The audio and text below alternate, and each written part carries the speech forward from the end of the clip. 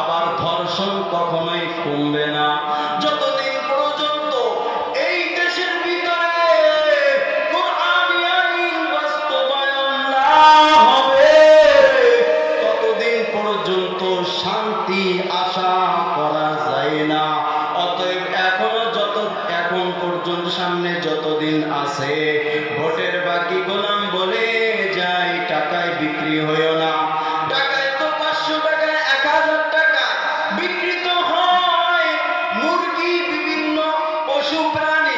তুমি তো আশরাফুল মাখলুকাত, তোমার যদি বিক্রি হতেই হয়, কোন টাকায় বিক্রি হইও না। প্রয়োজনে বলো আমার 1 কোটি টাকা দে, তোরে আমি একটা ভোট দিব, কিন্তু পশুর মতো এত কম দামে কেন তুমি বিক্রি হও? দেশে শান্তি আসবে কিভাবে? তোমার ভিতরেই তো গলতি। তুমি তো 500 টাকায় বিক্রি হয়ে, যারে না যে তোমাকে 500 টাকা দিছে তাকে তুমি ভোট দিয়ে চলে আসো। এ গোলাম এমন কাজ করিও না, ভেবে চিন্তে কাজ করো। এই 500 টাকা তুমি তার কাছ থেকে খেয়েছো, তুমি তার এই যে টাকাগুলা খাইছো, যার কারণে তার মনের ভিতরে একটা কল্পনা, আমি ভোটের আগে টাকা খরচ করেছি, ভোটের পর আমি যদি উন্নতি পর্যায়ে চলে যাইতে পারি, আমি অবশ্যই তাদের জনগণের হক আবার আমি খাবো। এজন্যই আজকে সালিশ বিচারে যদি তখন হাজার হাজার টাকার বান্ডিল তাদেরকে দিতে হয়, না হয় তারা তোমার পক্ষে কথা বলে না, যদিও তুমি নির্দোষী হও। আসসালামু আলাইকুম ওয়া রাহমাতুল্লাহি ওয়া বারাকাতুহু। আলহামদুলিল্লাহ, আলহামদুলিল্লাহিল্লাযী জা'আলা আশ-শামসা ওয়াল কমারা বিহুসবান ওয়ান নাজমা ওয়াশ-শাজারা ইয়াসজুদান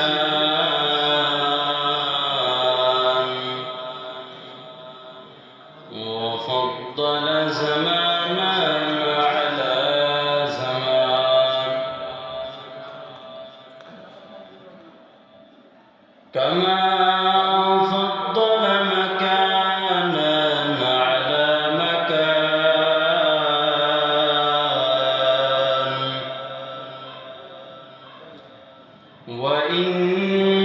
وإنسانا على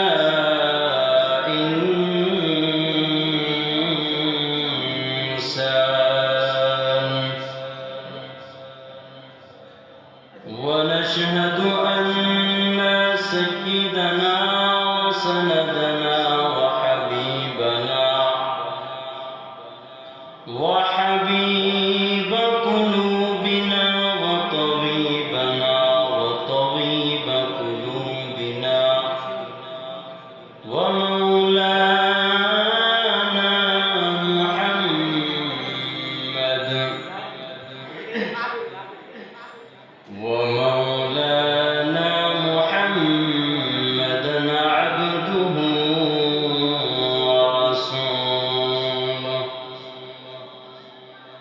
قال الله تعالى: يا أيها الذين آمنوا استعينوا بالصبر والصلاة إن الله مع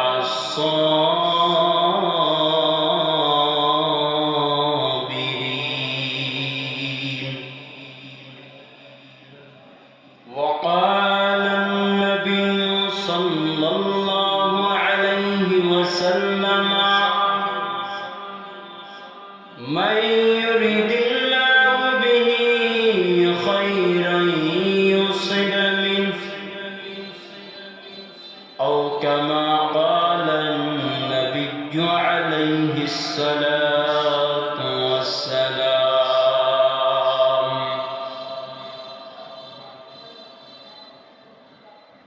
সকলে দুরূদ ইব্রাহিম পড়ি। اللهم صل على محمد وعلى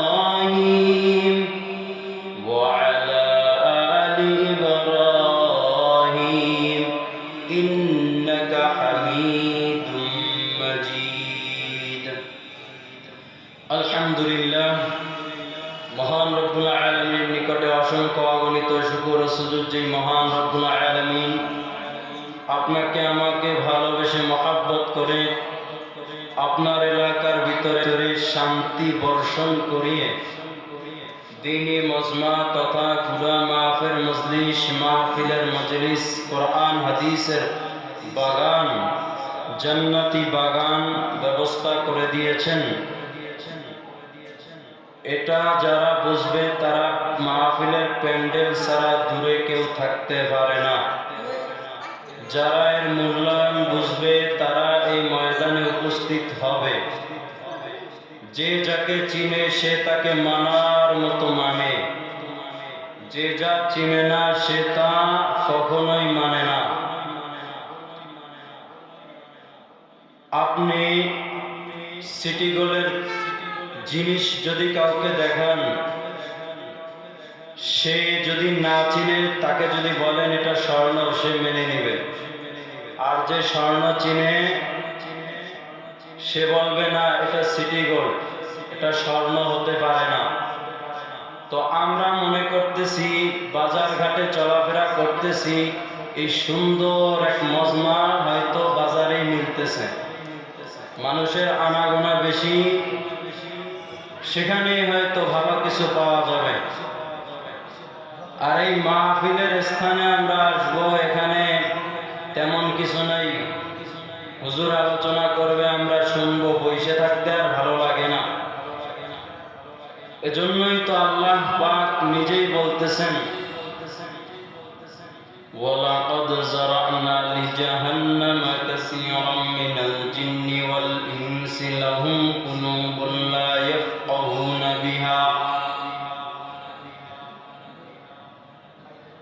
ওয়ালাকাদ যারা'না লিজাহান্নামা কাসীরাম মিনাল জিন্নি ওয়াল ইনসি লাহুম কুলুবুন লা ইয়াফকাহুনা বিহা ওয়ালাহুম আ'য়ুনুন লা ইউবসিরুনা বিহা ওয়ালাহুম আযানুন লা ইয়াসমাউনা বিহা। আমার আল্লাহ পাক বলেন, অধিকাংশ মানুষ জাহান্নামে যাবে। এখান থেকে বোঝা যায় মাহফিলের মজলিসে যদিও কম লোক হয়, মানুষের সমাগম যদিও কম হয়, এখান থেকেই প্রমাণ হয়ে যায় খারাপ মানুষ দুনিয়ার বুকে বেশি থাকবে। কারণ আমার আল্লাহ পাক এই আয়াত দিয়ে বুঝিয়ে দিলেন, অধিকাংশ মানুষ তারা জাহান্নামে যাবে। আমি অন্তর দিয়েছি, কিন্তু এই অন্তর দিয়ে তারা ভাবে নাই। কান দিয়েছি, যা শুনতে বলেছি তা শুনে নাই। আমি যা তাদেরকে বলতে বলেছি তা তারা বলে নাই, অন্তর দিয়ে অনুধাবন করে নাই। আল্লাহ তাআলা বলেন, যারা এই কথাগুলো শুনলো কিন্তু অন্তর দিয়ে মানলো না, আমি আল্লাহ পাক কান দিয়েছি, কান দ্বারা তারা শুনলো না, শোনার পরেও তারা ভ্রুক্ষেপ করলো না। আল্লাহ বলেন, উলাইকা কাল আনআমি বাল হুম আদাল। এ মানুষ, তোমরা যারা আমি আল্লাহর দেওয়া বিধান মানতে চাও না, আমি আল্লাহ যা বলি তা শুনো না, অন্তর দিয়ে যেটা ভালো সেটা ভাবো না, আমি আল্লাহ জানিয়ে দিলাম তোরা উলাইকা কাল আনআম। চতুষ্পদ জন্তুর ন্যায়। আল্লাহ বলে শুধু তাই না, বাল হুম আদল, তার থেকেও তোরা নিকৃষ্ট। অতএব বোঝা যায় এখানে দুইটা মজমা হতে যাচ্ছে। একটা হলো মাহফিলের মজমা, আর একটা হলো বাজারের মজমা। দুইটা মজমাই চলতেছে। এখান থেকে পরিপূর্ণভাবে গোলাম তুমি বুঝে নাও।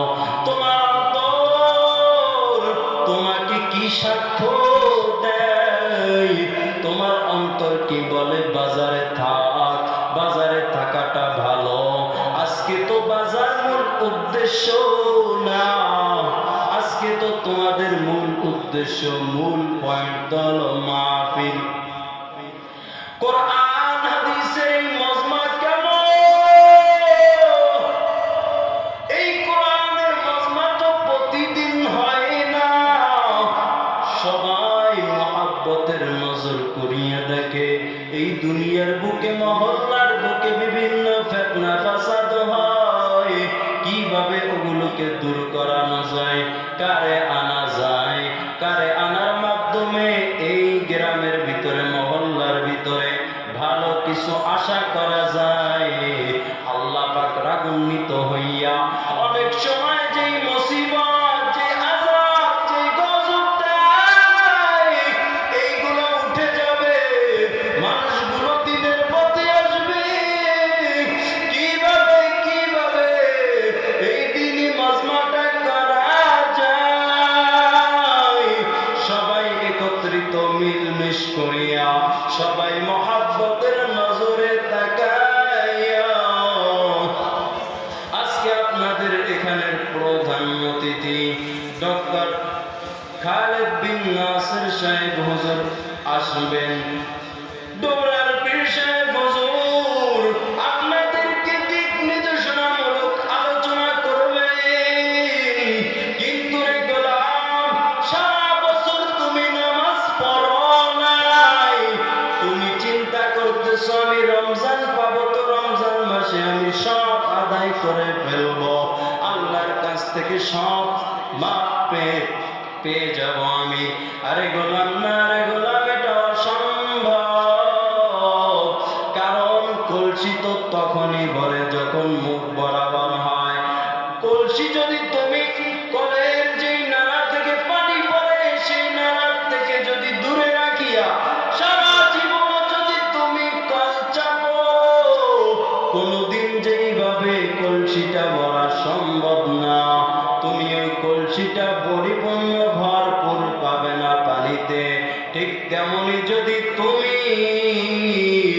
তুমি যদি এই শুরুর থেকে আলোচনা না শোনো, হঠাৎ করে তখন এসে তুমি কিছুই বুঝবে না রে গোলাম, তোমার অন্তর ছটফট করবে। কিছুক্ষণ আগে তো আমি ওই বাজারের ভিতরে ঢুকিয়া আমার বন্ধুর সাথে আড্ডা দিয়েছি, আমি মেয়ে নিয়ে ঘুরেছি। এইগুলা চিন্তা ফিকির করবা তুমি এই মাহফিলের প্যান্ডেলে ঢুকিয়া, ওই সময় তাসির হবে না। এই জন্য বলে হুজুরদের বয়ানে তাসির নাই। তাসির শুধু হুজুরদের বয়ানে হবে কিভাবে? নবীজি বলছেন, হে গোলাম, হেদায়েত যদি তোমার কপালে না থাকে, কেউ হেদায়েত দিতে দেওয়ার মালিক না, হেদায়েত দেওয়ার মালিক একমাত্র আমার আল্লাহ। ডোমরার পীর সাহেব হেদায়েত দিতে পারবেন না, তার কথায় তোমার তাসির হবে না। আমার মায়ার নবী 2 দিনের দাওয়াত কত বছর দিলেন, ওই কাফের কি সব কি দিনের কথা মেনেছেন? যে রকম ভাবে দেখো তাকাইয়া, তার ঘরের চাচা যে তাকে লালন পালন করেছেন, সেই চাচা পর্যন্ত হেদায়েত পায় নাই। আর তুমি আমি বলে বলে বেড়াই অমুক পীর সাহেবকে আনলেন, মানুষ তো হলোই না, বাড়লো না, ফজরে মুসল্লিও নাই। ও গোলাম, তাসির কিভাবে হবে? আমার তোমার অন্তরই তো ঠিক নাই। ওই বাজারের ভিতরে তুমি এখন আড্ডা দাও, ওই মাহফিলের প্যান্ডেলে ওই সময় কেন আসে জানেননি? সেই সময় হুজুরের আলোচনা দেখার জন্য, কেউ আসবে খিচুড়ি খাওয়ার জন্য। এইখানে আসিয়া তখন বন্ধুরা আড্ডা দেবে ওই মাহফিলের এক কোণারে চিপায় বসিয়া আড্ডা দিবে, বলবে অমুকের নিয়ে ঘুরতে আসছিলাম, তুই কারে নিয়ে আসছো? অমুকের বাদাম খাওয়াইছি, তুই কি খাওয়াইছো? বন্ধু ফোন দিয়ে বলে, আয় দোকানের চিপায় বসিয়া তোর ভাবিকে নিয়ে আয়, আমরা একই সাথে আজকে ফুচকা খাবো, একই সাথে কফি খাবো। এগুলো বুঝলি না, তোর এই যে শক্তিটা দিয়েছেন আমার আল্লাহ, আমার আল্লাহ বলে তোরে আমি দুনিয়ার বুকে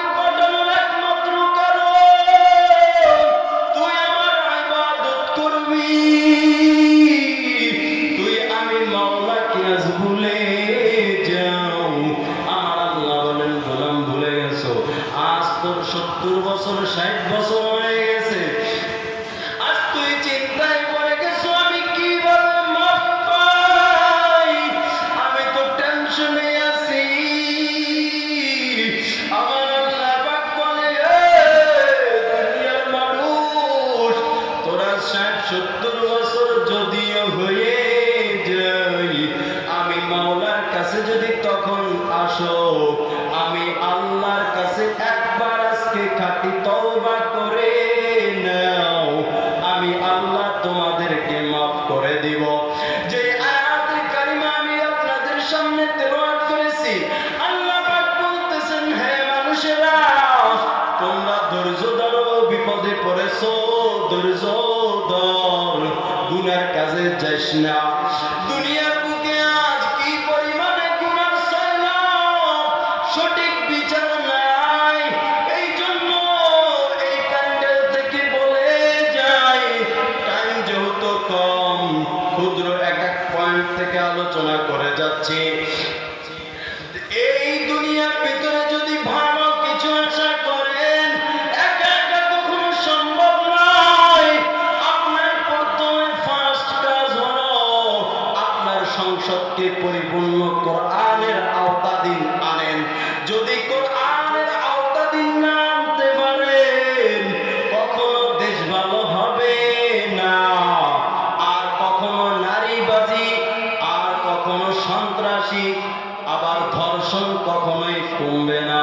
যতদিন পর্যন্ত এই দেশের ভিতরে কোরআনী আইন বাস্তবায়ন না হবে, ততদিন পর্যন্ত শান্তি আশা করা যায় না।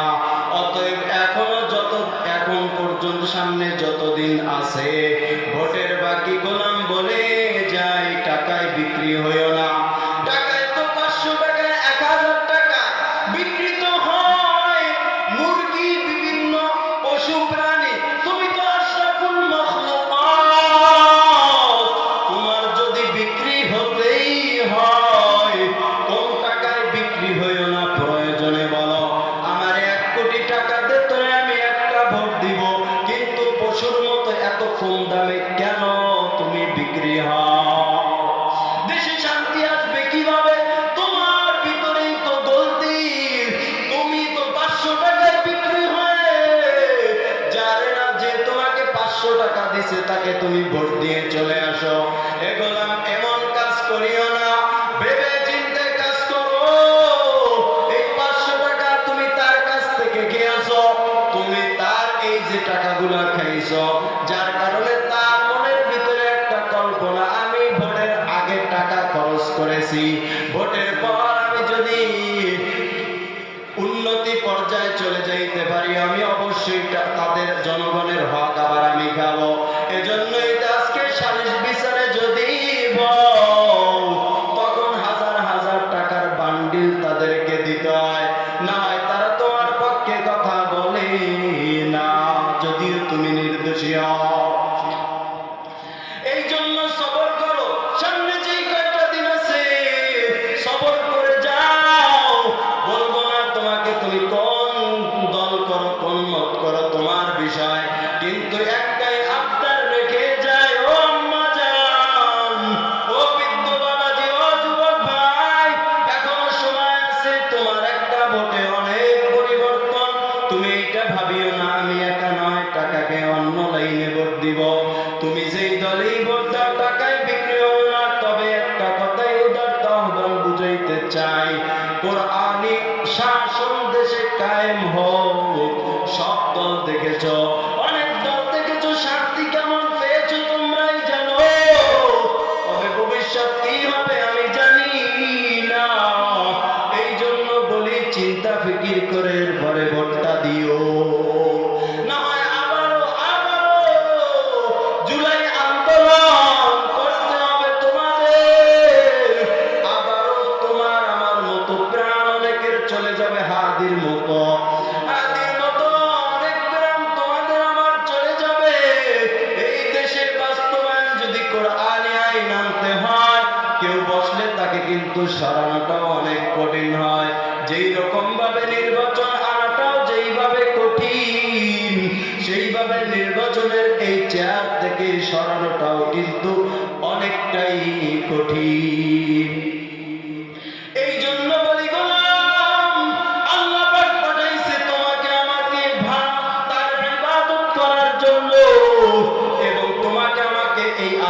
দিয়েছেন, যেইটা হক পথ সেই পথে চলো, খারাপ কাজ থেকে মানুষদেরকে বিরত রাখো, মুখের দ্বারা হলে মুখ দ্বারা বিরত রাখো, হাতের দ্বারা হলে হাত ব্যবহার করো। এরপরে অন্তরের কথা বলছেন, এরপরে অন্তর দিয়ে ঘৃণা কর। এই জন্য বলি ভাবিয়া করিও কাজ, করিয়া এরপরে ভাবিও না, পরে বলবা হায় হায় করে ফেললাম সর্বনাশ। এই জন্য আমি বলি এখনো সময় আছে, চিন্তা ফিকির করো, প্রয়োজনে নামাজ গভীর রাতে নামাজ পড়ে তাহাজ্জুদ পড়ে এরপরে গভীরভাবে আল্লাহর কাছে ভাবো এবং আল্লাহর কাছে দোয়া করো, মালিক আমি কি করতে পারি, কোন পথ আসলে আমরা শান্তি পাবো, এটা আপনি আমি জানি। এই জন্য বলি সব সময় যেহেতু সংক্ষেপ, লম্বা আলোচনা নয়, অনেক সাইড থেকে বলেছি, বিপদে পড়ছেন ধৈর্য ধারণ করেন, আল্লাহকে ডাকেন, ধৈর্য ধরতে ধরতে এই পর্যন্ত আসছেন, এখনো বুঝার ব্যাপার, এখনো টাইম আছে, যেহেতু চিন্তা ফিকির করিয়া কোরআনি আইন বাস্তবায়ন করেন। আল্লাহ পাক আপনাকে আমাকে সকলকে বুঝার তৌফিক দান করুন, আমিন। এখনো মাহফিলের প্যান্ডেলে অনেকে আসি নাই, দ্রুত চলে আসি, আর ঘোরাফেরা কইরেন না, অনুরোধ করে যাই ভাই, এই দুনিয়াটা একেবারে হেলায় খেলায় নষ্ট করে দিয়েন না। কিয়ামতের ময়দানে আপনার আমার আমলের খুবই প্রয়োজন হবে, তখন কিন্তু আফসোস করবেন, সেই আফসোস যেন করতে না হয় সেই জন্য বলি অন্তর আছে, ভাবেন, চিন্তা ফিকির করেন, এবং যেই কথা আল্লাহ পাক শুনতে বলেছেন সেই সঠিক কথা আপনারা আমাকে শোনার তৌফিক দান করুন, আমিন। ওয়া আখিরু দাওয়ানা আলহামদুলিল্লাহি রাব্বিল আলামিন। কথায় ভুল ত্রুটি হলে ক্ষমার দৃষ্টিতে দেখবেন। আসসালামু আলাইকুম ওয়া রাহমাতুল্লাহি ওয়া বারাকাতুহু। আলহামদুলিল্লাহ, ধন্যবাদ হুজুরকে তার মূল্যবান বক্তব্য রাখার জন্য।